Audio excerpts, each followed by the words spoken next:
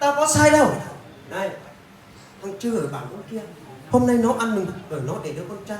Nó còn mua xe mới nữa. Ai cũng ăn uống xả lắm xong, còn được con trai rượu về nữa đấy. Đấy, mày thấy chưa, chồng người ta thì giỏi như thế, hết mua xe máy rồi lại mua ô tô, con vợ nó chả bao giờ phải đi gùi ngô gùi sắn, cái gì cũng thằng Trư lấy xe đi chở, nó chỉ việc ở nhà bán hàng.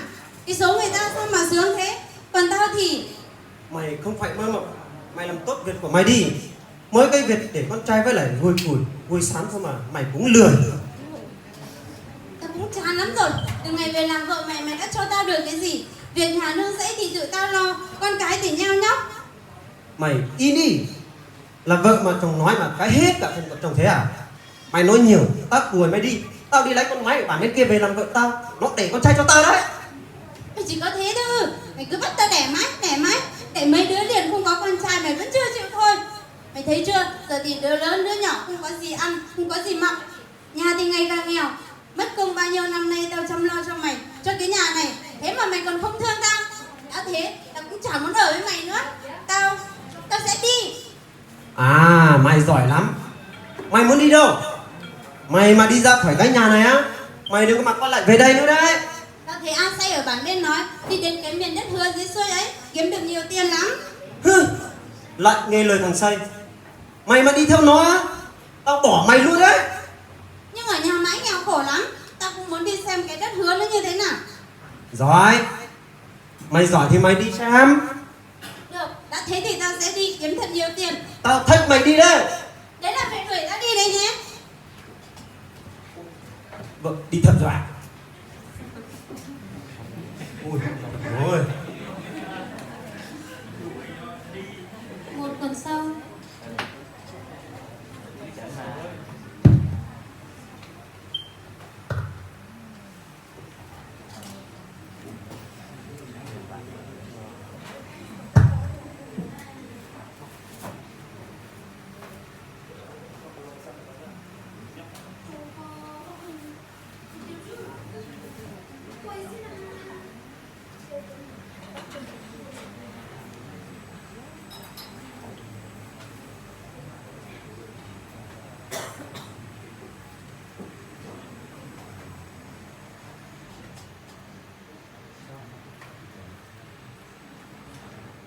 Sú ơi, mày lấy rượu cho tao nào.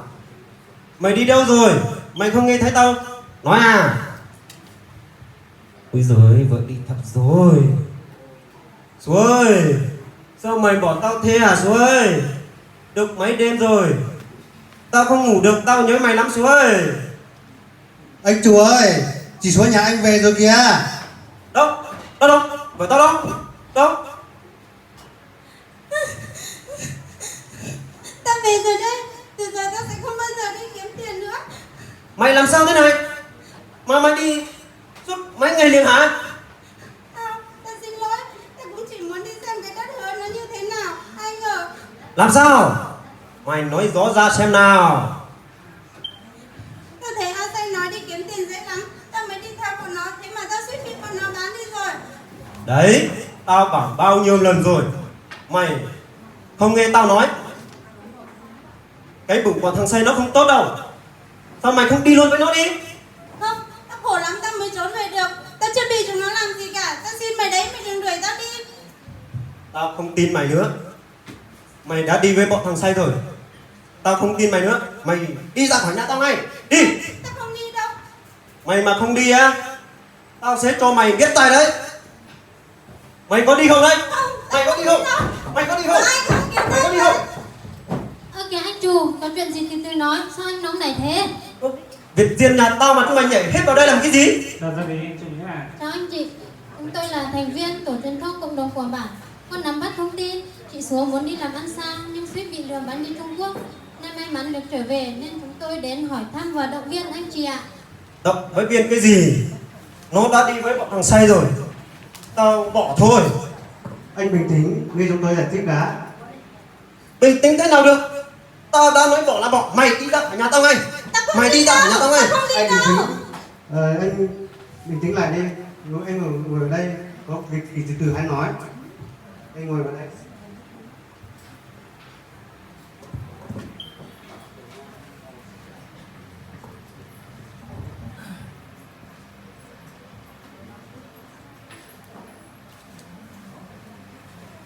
có sao không? Em ơi, chị không sao. Chị cũng chỉ vì cuộc sống quá nghèo nàn nên thấy người ta nói có việc dễ kiếm tiền, chị cũng muốn thử sức. Thử sức á? Mày thấy cái thử sức của mày chưa? Suýt nữa thì mày bị bọn thằng Tây bán đi Trung Quốc rồi đấy. Để cho mày chừa cái tội của mày nghe là thằng Khắc rủ dê. Anh chủ à, mọi chuyện xảy ra không anh mong muốn đâu. May mắn mà Súa chạy trốn về nhà được. Anh đừng mắng Súa nữa mà, tội nghiệp. Tội nghiệp cái gì? Tự bỏ nhà đi rồi bây giờ còn quay lại. Chị Súa đã đi rồi. May mắn mà Súa trốn về được. Anh cố gắng thông cảm cho Súa. Vợ chồng phải bảo ban nhau mà sống, còn nuôi con nuôi cái nữa anh chị ạ. Tao không biết. Nó mà nghe lời tao á, tao đến nỗi này. Chính Súa cũng không biết thằng Say là đối tượng xấu đâu. Bên công an thị trấn đã nghi ngờ theo dõi đã lâu nhưng chưa bắt được.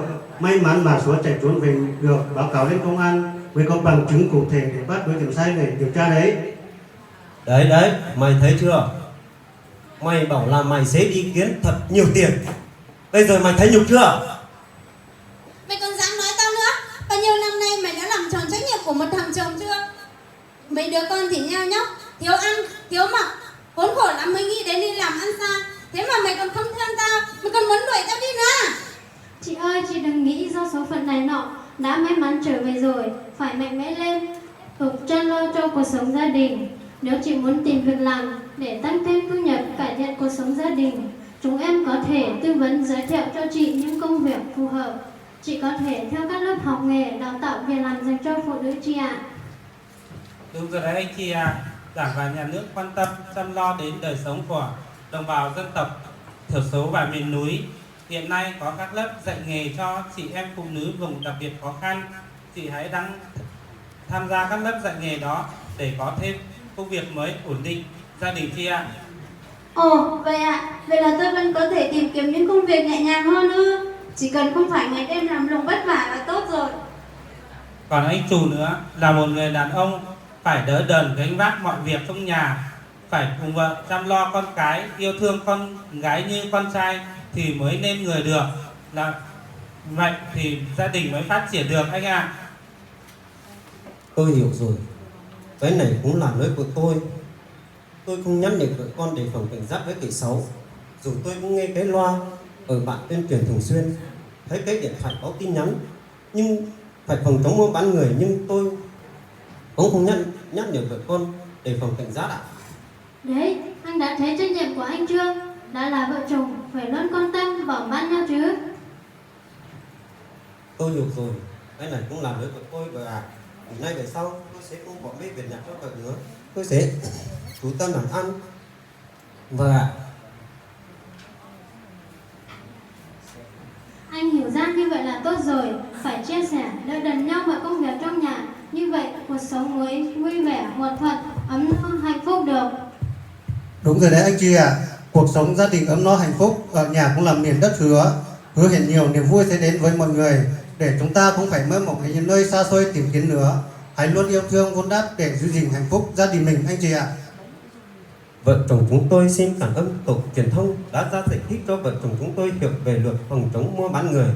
Từ nay về sau vợ chồng chúng tôi sẽ luôn yêu thương nhau để cho gia đình ấm no hạnh phúc. Vợ chồng chúng tôi xin cảm ơn Cục Truyền thông đã ra giải thích ạ. Cảm ơn nhé. Cố gắng anh chị.